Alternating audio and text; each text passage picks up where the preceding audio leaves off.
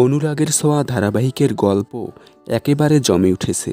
একদিকে আস্তে আস্তে কাছাকাছি আসতে চলেছে সূর্যদীপা, অন্যদিকে পদে পদে জব্দ হচ্ছে মিশকা। তবে এবার মিশকা সূর্যকে কাছে পেতে দীপাকেই সূর্যর জীবন থেকে সরিয়ে ফেলতে চাইছে, মানে দীপাকে মেরে ফেলতে চাইছে মিশকা।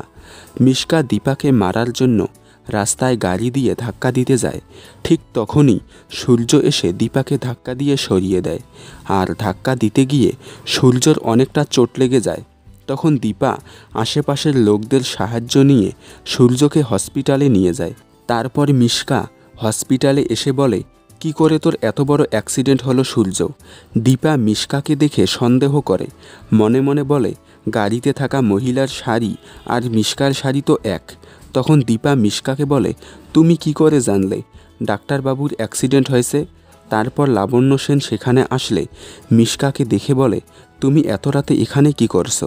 দীপা বলে, গাড়িতে থাকা মহিলার শাড়ি আর মিশকার শাড়ি এক। তখন লাবণ্য বলে, কি ব্যাপার মিশকা, অ্যাক্সিডেন্ট কিভাবে হলো? মিশকা বলে, আমি কি করে জানবো?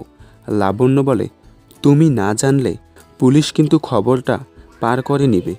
তাহলে কি এবার মিশকাকে জেলে দেওয়া হবে?